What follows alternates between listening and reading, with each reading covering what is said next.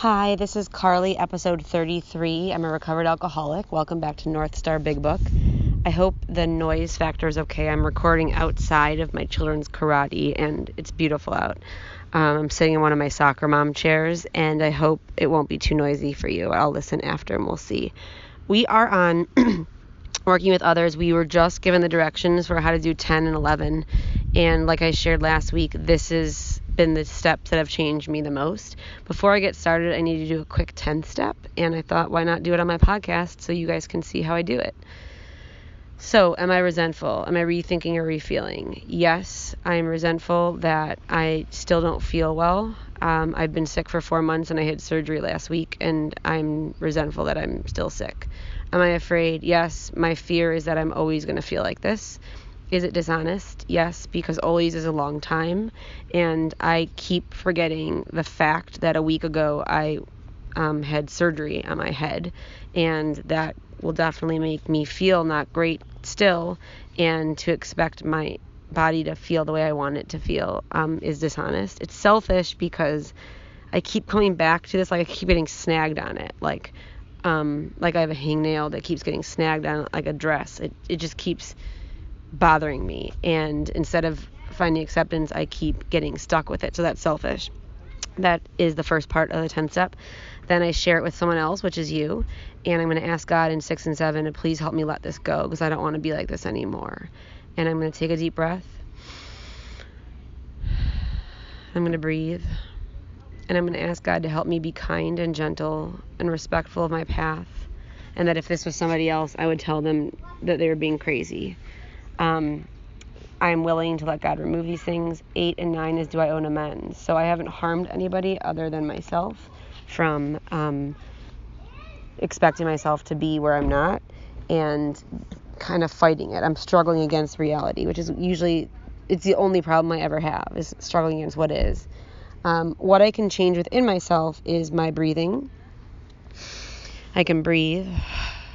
I can change my expectations. I can expect that I'm not going to feel better today. I'm probably not going to feel better tomorrow or even this weekend. It's going to take time. And I've been sick for a while, so my body is not even strong to begin with. So it's going to take me some time. My attitude I can change. I can have an attitude that I'm grateful that I'm not in a hospital. I'm not on special medication. I don't have a horrible terminal illness. I'm physically capable of walking and driving myself, and my attitude needs to be one of gratitude for what I have. And my perspective is that one of my best friends and sponsor has to plan his daughter's 16th birthday party, and she is no longer physically on this earth, and it's coming up. And I needed to remember that my problems are not real problems. They're just inconveniences. The last part of the 10th step is always to think of someone else, and I'm going to think of my podcast people. And right now I'm going to turn to working with others. So thank you for that. On the top of working with others, I wrote a bunch of stuff. I wrote, this is where it becomes living it. So everything we've been learning about, now we're going to live it. So this is where it becomes living it. And then I wrote through 10, 11, and 12. So I'm going to use 10, 11, and 12 to live the program that I'm taught.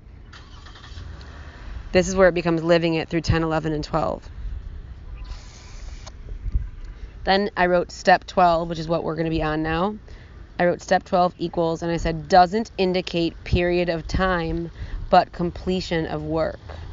Step 12 does not indicate period of time, so it doesn't matter how long you are in order to do step 12, how much sober time you have. It just is about completing the work. Have you done 1 through 11? And then I wrote all the steps lead up to step 12. So all the steps lead up to step 12. So 1 through 11 are designed to help me be most effective and useful in step 12. And then where it says working with others, I wrote on the side, I am responsible. And that's my reminder. I am responsible. I can't hope someone else is going to do this. This is my responsibility. So I bracketed the next 2 paragraphs, and we're going to read them together. The first 2 words of this paragraph is where the name of my home group came from.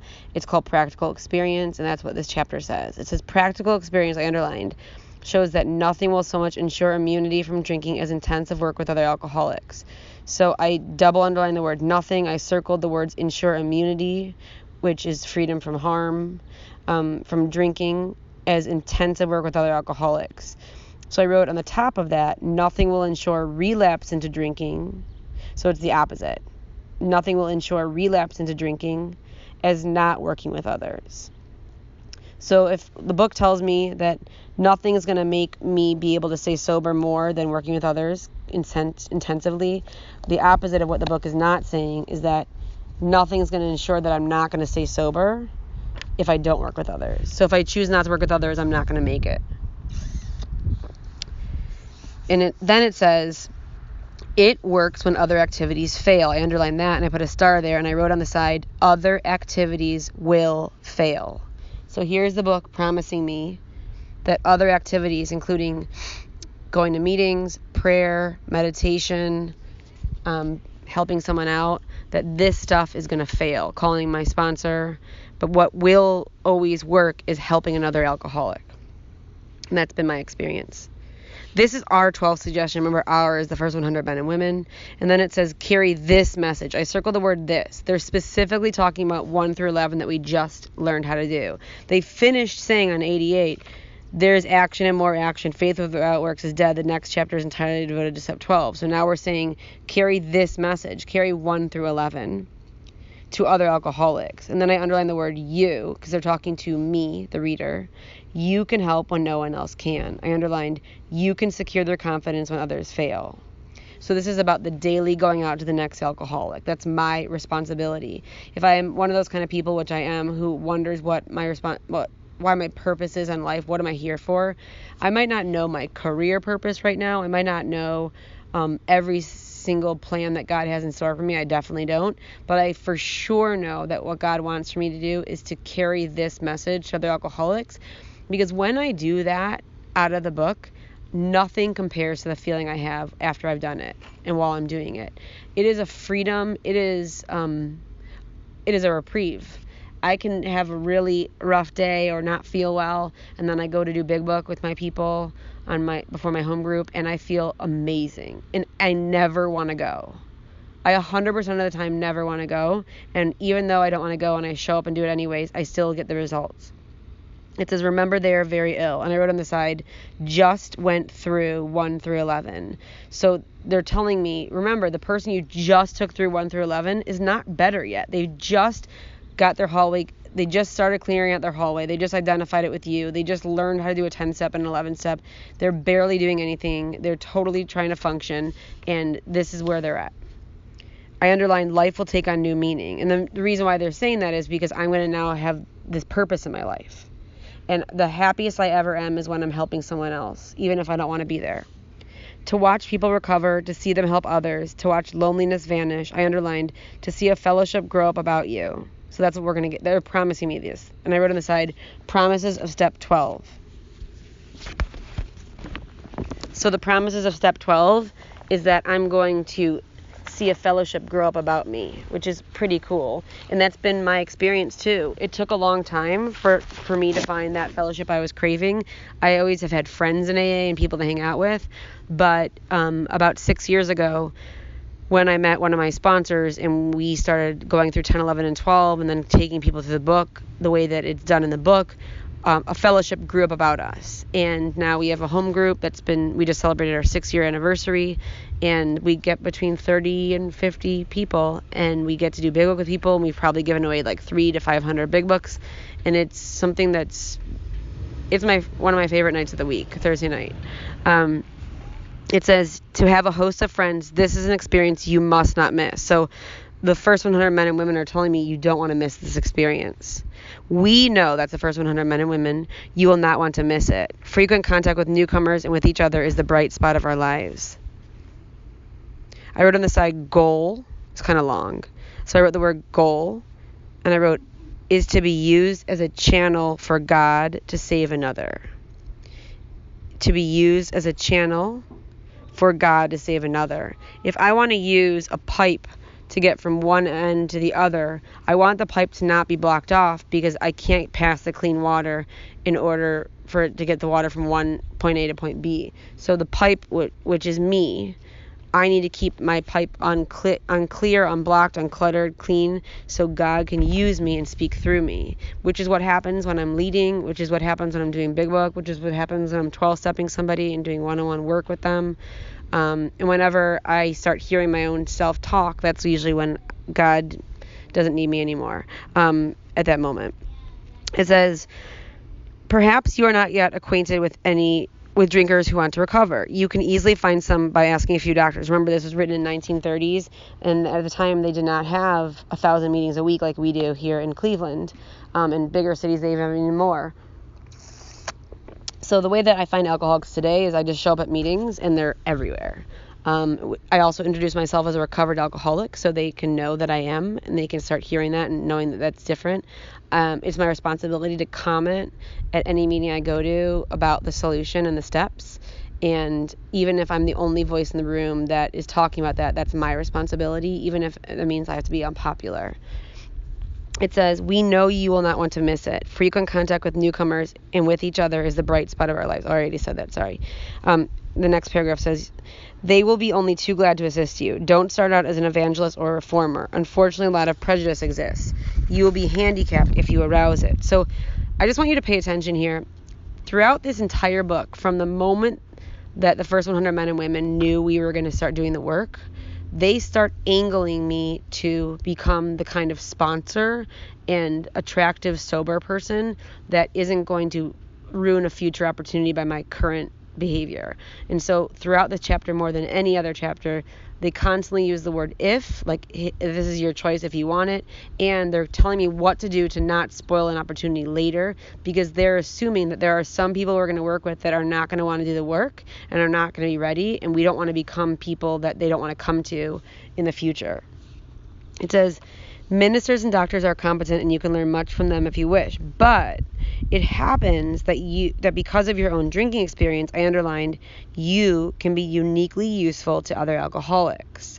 And I wrote on the side, now our old mind, so that old mind that got me in trouble all the time, because I've cleared it out and I've lined it up and I've set it apart, and me and my sponsor have identified it, and we are not going to forget who we were and what we did. That old mind, those memories, and that the way I used to think becomes my number one tool of identification for the new person, because the book just told me that this is the key to my sobriety and my immunity. So it says now our old mind is the number one tool. I underline the next two sentences, and these are both tools. So cooperate, never criticize. To be helpful is our only aim. I love that sentence, cooperate, never criticize. If I would just focus on that idea just for one day, I guarantee you if my only goal for that day was to cooperate and not criticize, I would have a beautiful day. And I actually think I'm going to do it tomorrow. I think that's going to be my goal tomorrow. And I'm actually going to send a message to all my sponsees to see if they want to do it with me. And maybe we can keep a tally of how many times we messed up during the day and got back on our horse. It says on the next page, on 90, I bracketed this entire page, and I wrote on the top of the page, work with the willing. And I'll explain what this means. Work with the willing.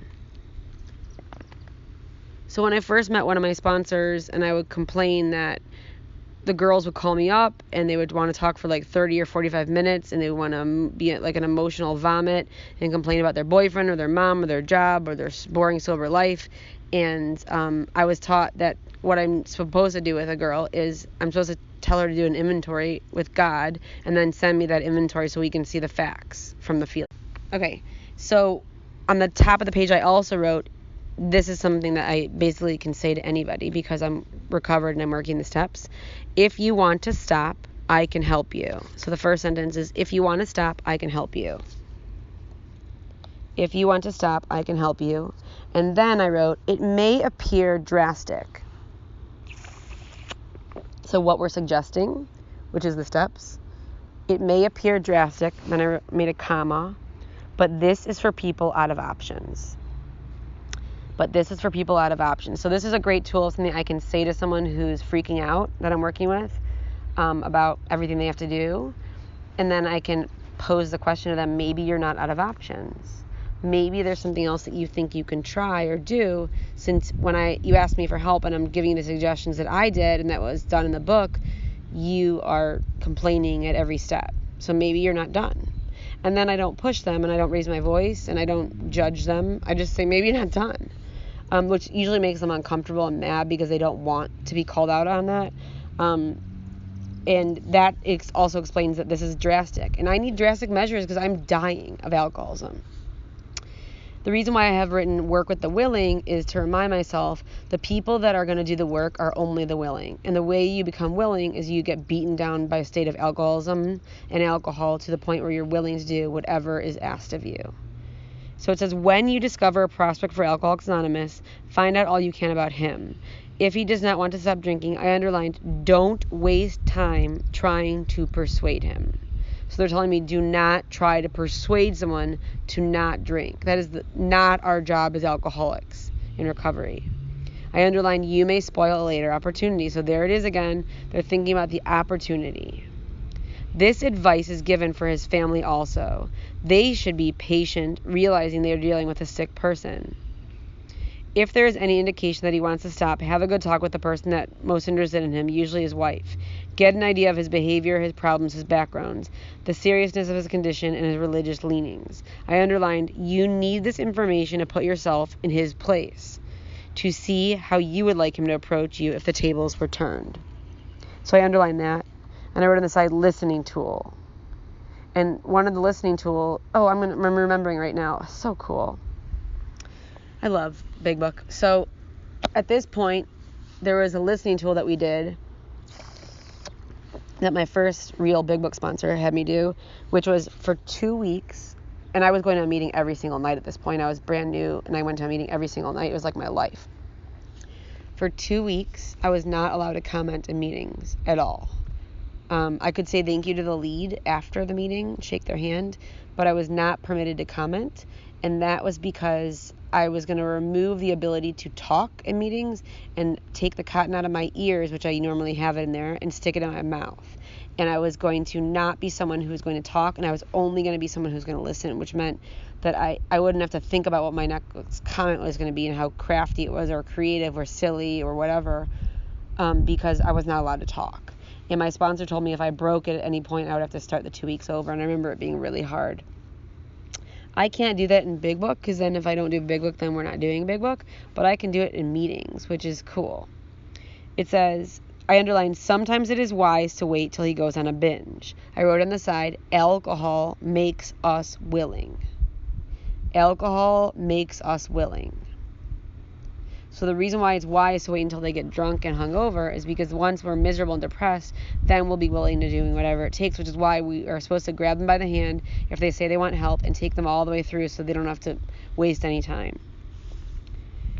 The family may object to this, but unless he is in a dangerous physical condition, it is better to risk it. So the family is going to object to this. The idea that we're saying to the family who's scared and helpless, and even families in recovery come to us and say, you need to call them, you need to do something, and I say, I'm so sorry, Sharon, that's just not the way that we do things, and you know that. I tell them you can give them my number, and you can tell them they can call me anytime, but I need to see that they're willing. And if they're willing, then I'm going to take them in the steps, and we're going to get to it. But if they're not even willing to call me to ask for help, then they're not going to be willing to do the hour after the 5th step, and they're not going to be willing to do their daily 10th step, and they're not going to be willing to be proactive and ask about amends. They're just not going to be willing. It says, I underlined, don't deal with him when he is very drunk unless he is ugly and the family needs your help. And I wrote about that instruction. Don't deal with him when he is very drunk unless he is ugly and the family needs your help. So they do not want me to work with someone when they're drunk. I made the mistake of taking a girl that relapsed with another woman in AA in her car, and we went down to we went to the emergency room so she could check herself in because she couldn't get in a bed, and we wanted to drop her off there, and we were told by a friend of ours in the medical field that you should drop them off at the emergency room and have them say that they want to kill themselves, and then there's like a legal reasoning that they are required to keep them for 3 days or something, which is enough time to detox. So it says, and it didn't go well, is what I forgot to say. It didn't go well. We had to stop and get her a drink on the way. She was insane, and we tried to do the 3rd step prayer with her in the waiting room, and it didn't work out well.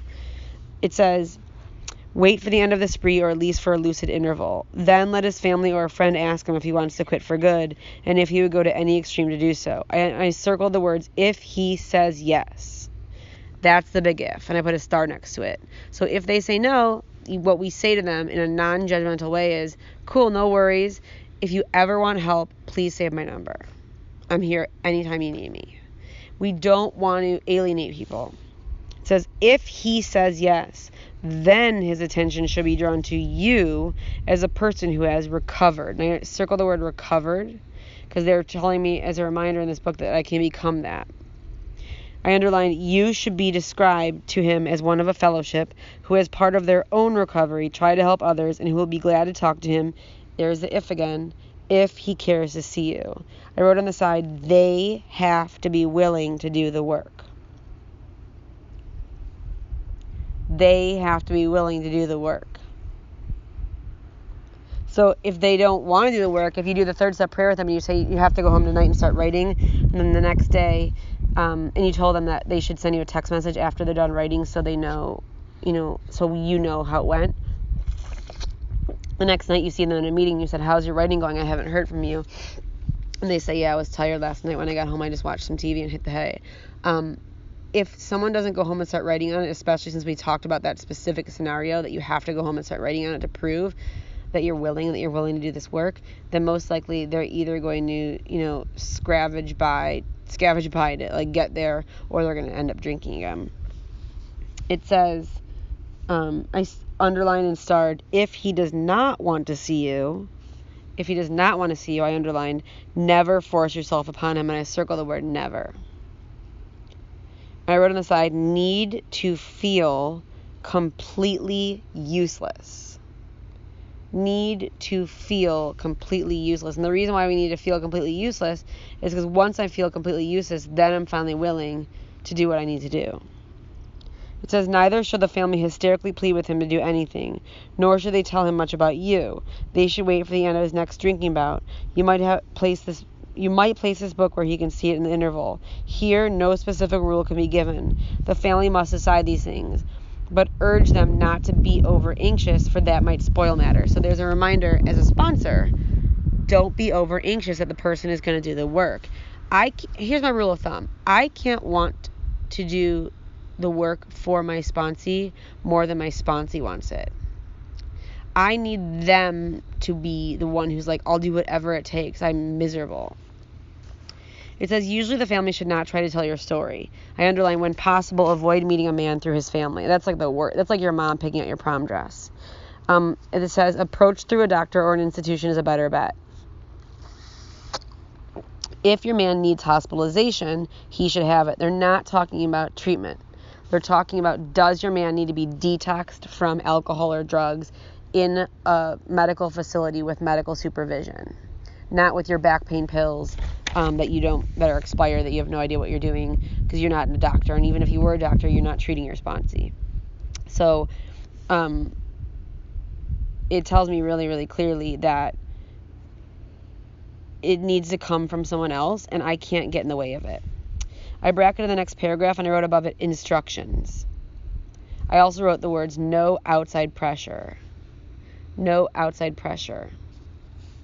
It says, when your man is better, the doctor might suggest a visit from you. I underlined, though you have talked with the family, leave them out of the first discussion. Under these conditions, your prospect will see, I underlined, he is under no pressure. He will feel that he can deal with you or without you, still being nagged by his family. I underlined, call on him while he is still jittery. I underlined, he may be more receptive when depressed. And I wrote next to that word, the gift of desperation. The gift of desperation. And the gift of desperation is God. It stands for God. And this person was given that gift because they were more receptive, because they were miserable. That's why we want to work with someone immediately. I wrote on the side, first visit. So they're saying that the first time you sit and talk with them about the steps, don't do it alone.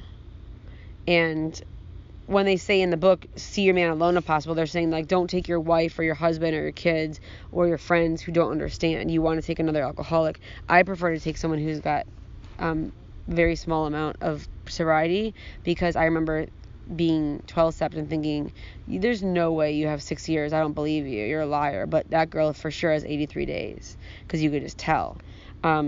It says, see your man alone if possible. At first, engage in general conversation. I wrote above that, need to identify. They need to know that who they're talking to and that we're capable of talking and that we understand them. I underlined, tell him enough about your drinking habits, symptoms, and experiences to encourage him to speak of himself. So I underlined that whole sentence. And it's a reminder that this is tricky and that there's those, I don't know, it's a really important thing. It says, if he wishes to talk, let him do so. You will thus get a better idea of how you ought to proceed. If he is not communicative, give him a sketch of your drinking career up to the time you quit. I underlined and put a star, but say nothing for the moment of how that is accomplished. So we don't want to give away the key yet. I wrote on the side, won't relate to sobriety. I remember when I was new and I was at lead meetings, I would listen intently to the part of the lead where they're talking forever about their drunk-a-log. And I really enjoyed that because I love drunk stories because I could relate to them. I did not like when they talked about sobriety. As soon as they started talking about sobriety, I went to get cookies, I went to get coffee, and I smoked. And I left the room, and I just was real itchy, and I couldn't wait for the meeting to be over. It says, if he is in a serious mood, dwell on the troubles liquor has caused you. I underline the word you because they're not talking about him. My job is not to make him feel crappy. My job is to make him feel excited and hopeful. If he is in a serious mood, dwell on the troubles liquor has caused you. I underline being careful not to moralize or lecture. It says, if his mood is light, tell him humorous stories of your escapades. Get him to tell some of his own. I wrote on the side, at this point, all about drinking. So we're still only talking about alcohol in the first visit. I also wrote on the side, so the sponsor is trying to bait you into talking. They're trying to get you a rapport going so you can be comfortable enough that you're willing to talk. And what's really important is that I need to only speak of my own sobriety, my own drinking. Because this isn't like, oh, remember when Rachel down the street drank and this person did this? It's the worst thing we could possibly do. My responsibility is to show up and just be honest about it. It says, when he sees you know all about the drinking game. I underline the words drinking game. It says commence, that means begin. I underline describe yourself as an alcoholic. I underline that, and then underneath it I wrote how to show you know the game. Have to show you know the game. I have to show them I understand where they are from. I need to use the lingo that I used to use. I need to act like someone who gets them. And I do. I mean, that girl still lives within me. She's just not been fed in a while. Let's go to 92. I bracketed the top of the paragraph. It says, tell him how baffled you were. How you finally learned that you were sick. I underlined baffled you were, and I underlined that you were sick. I wrote on the top of the page, focused on first step. Focus on first step. And then I wrote, don't tell them they're an alcoholic. So it's not my responsibility to tell anybody that they're an alcoholic. I wrote, don't tell them they're an alcoholic. I wrote, talk about self. I underlined that. Talk about self and mental obsession. I underlined that. Those two things block me off. Okay. It says, tell him how baffled you were, how you finally had learned you were sick. Give him an account of the struggles you made to stop. I underlined, give him the mental twist. Show him the mental twist which leads to the first drink of a spree. I wrote above mental, I wrote the words, the lie. On the side, I wrote chapter 3, pages 30 through 43. Chapter 3, pages 30 through 43. That is where the portion about the mental twist is really going to be covered in most detail. It says, we suggest you do this as we have done it in the chapter on alcoholism. I underlined, if, there's that word again, if he is alcoholic, he will understand you at once. He will match your mental inconsistencies with some of his own. So that's what we want to do. We want to get them talking. I wrote on the side, talk about being dry and believing the lie. We are going to stop right here. We're going to start next weekend if you are satisfied. I hope you have an awesome day and an awesome week, and I'm grateful for you. Thanks.